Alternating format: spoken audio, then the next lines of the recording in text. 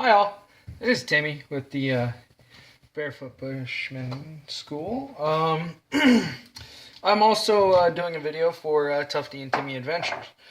Now, some of you might be kind of like me and not have a whole bunch of money. So this is one thing I do that definitely saves a little bit of money in the long run.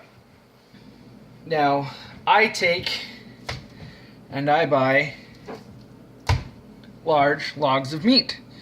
And then, being from a meat cutter family, I cut it myself into smaller steaks, chops, whatever have you. Now here, I was able to pick up for about just around, well under 20 bucks. A lot of meat. Going out to eat somewhere at a store, they'd probably give you yay amount of meat with some potatoes and other fixins, and you can probably pay anywhere from $10 to $20 in itself for just, depending on where you're going for the meal. Now what I'm going to do is I'll drain these off and I'll show you kind of how I go through, prep and trim and cut, and then easy, quick way to store it for later. So I'm going to get these drained. I'll be back with you.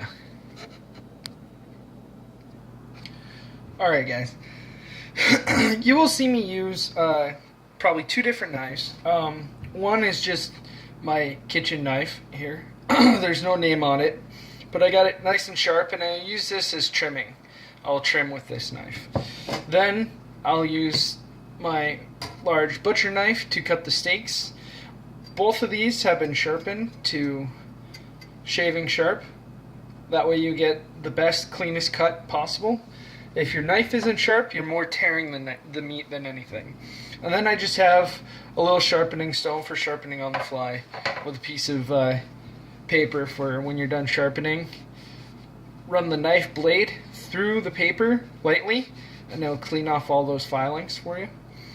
Now the first thing we'll do is just trim these guys up here, and you can see it does have quite a bit of fat on the back. You don't really need to take all of that off. I'm mostly going to leave a lot of that on there for flavor, because fat is flavor. I will, if it was a harder fat, I'd take it off, like here. That's pretty thick there. I'll trim that off. But the other thing I'm going to trim here is, go ahead and reach in here, and you can see how this has got like a purple kind of opal color to it. That's vein. Not to say vein isn't good, but I don't feel like eating vein tonight. This is going to be my supper. As soon as I'm done cutting this, I'm going to go cook some up for my mom and my niece. So don't tell my sister. She doesn't like my niece. We'll just set those off to the side. She doesn't like my niece really eating pork, but oh well. So now, see, this here, you can tell by feeling it. You'd have to be here to actually feel it. But this, it's harder. This kind of, goes in. So what we're going to do is we're just kind of trim off this hard bit here.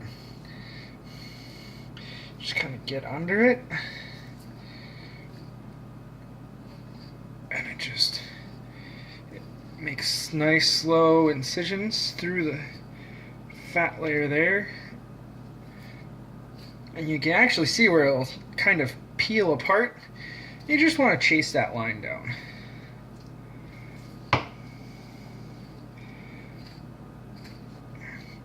And don't worry if your cuts aren't perfect.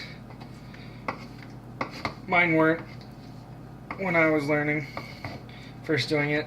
You see all that? That's fat there. I got a little bit of meat on there, but who cares about that? You still got plenty of steak, and there's still enough on there to be good flavor. However, there's a little bit of the goo on here, so if you just take your knife, scrape like this, you can get it in, get like a little finger hold, trim some more of that off.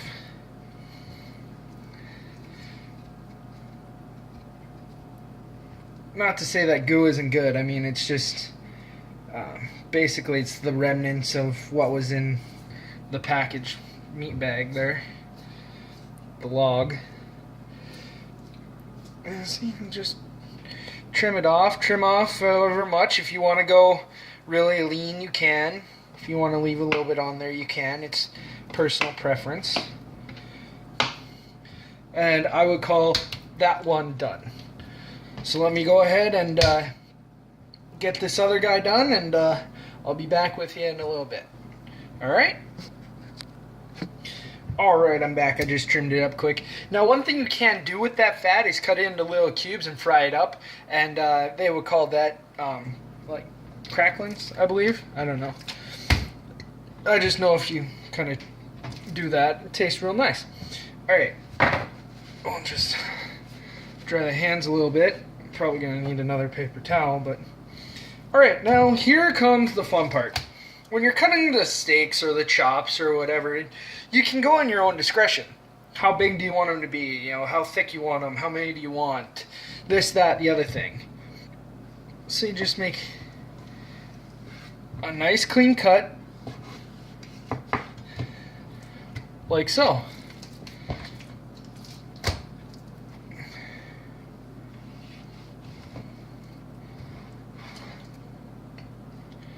Like so. I'm making these ones a little bit smaller because they'll probably go to my mom. These ones will be a little bit thicker. Those will be mine. But see, a nice clean cut. Like so. And they don't all have to be uniform. Again, these are for you. You know, however many you want. What are you going to eat? How hungry are you going to be at the time? How much do you normally eat? Now later, let me show you something here. See that dark in there? That's just a little bit of blood. Nothing to be worried about. That'll cook out.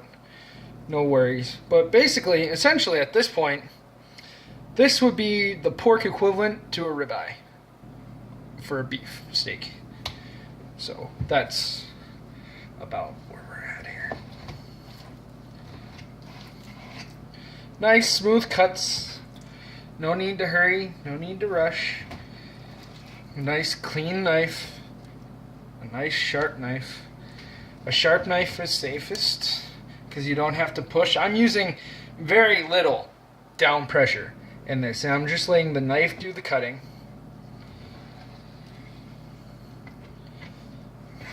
A little bit still connected there, and look how beautiful that looks. Oh, I cannot wait to eat these. And when you get near the end here, again, if it doesn't look the prettiest, so what? You're going to put it in your face. You know, you don't really have anyone to impress. Much more the better. Cut that. And what I'll normally do with these is I'll save these, cut them up into little strips, and put them in a separate bag, and then I'll use them for pork stir fry. You separate them like so. Make sure you're not getting any pieces that are complete, like just all fat, unless, you know, that's what you're into. Fat is flavor, after all. And with a lot of these tails, too, you can do that. It's whatever, you know.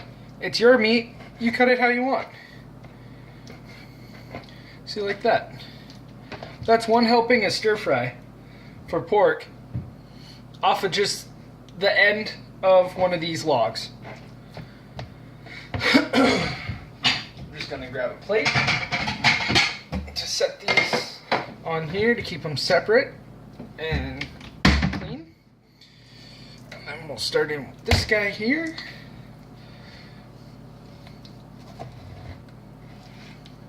See? Hardly any pressure. Nice long strokes. Clean up that a little bit.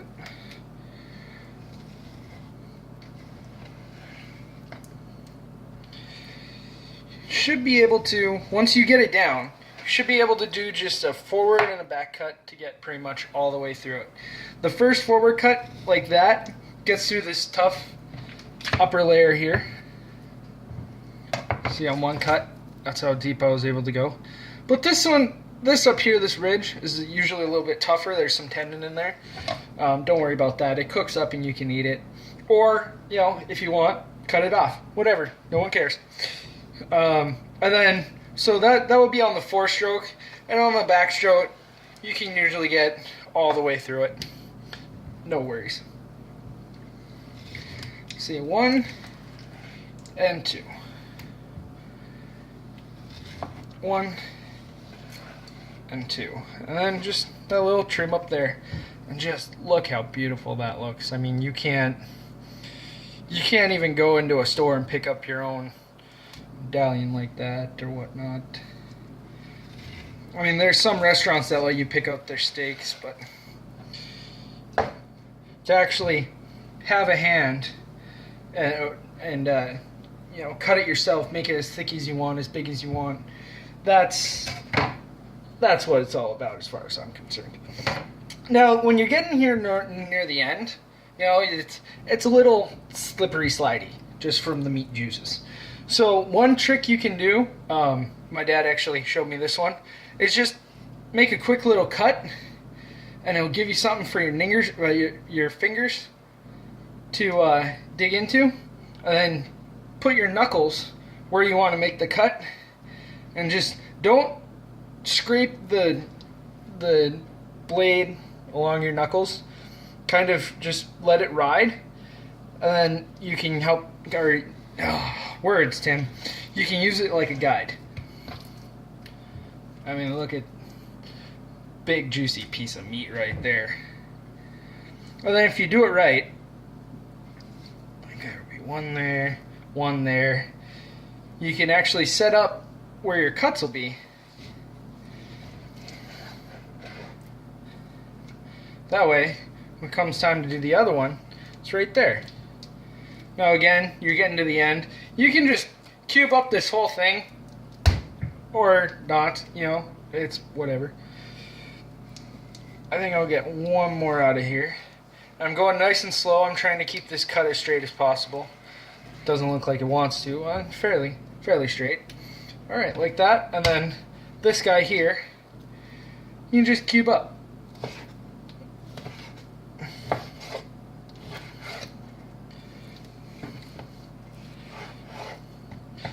Like that. One more time. And it doesn't have to be, you know, a stir fry. I mean, you can just cook these up, put them on kebabs, you know, pretty much anything you use like beef tips for. This is exactly actually how beef tips are basically cut. Big secret. I'll take that guy in half. Alright, now with those two logs, got this big pile of meat with this. So I'll get back at you after I get these guys all packaged up. Alright guys, I got them all packaged up, at least the ones I want. Here, I'll show you. We have 1, 2, 3, 4 bags of chops with one bag of bits, and then the chops for tonight. That's 6 potential meals right there. Not adding anything else. You could probably, if you needed to, because I put 4 in a bag. That's definitely enough for at least a meal of 2. You add in some potatoes, mashed potatoes, and some other veg. You definitely have plenty of meal there. And I just put them in some quart storage bags, the zipper ones. That's all they really are. And then last thing to do is mark it, write down, put them in the freezer, take these over, start cooking them up. I think I'm gonna do just some of these chops here, and then probably some boiled potatoes, some boiled mashed potatoes, and a little bit of garlic powder, curry powder, some stuff like that. Yeah, good times. That's about that. So I'll let you guys go, and you got any questions or whatnot and what have you, feel free to message the site or on the Bushman page, you can go ahead and send me an email actually directly, and you can be guaranteed I'll get that. So I'll talk to you guys later. All right, bye.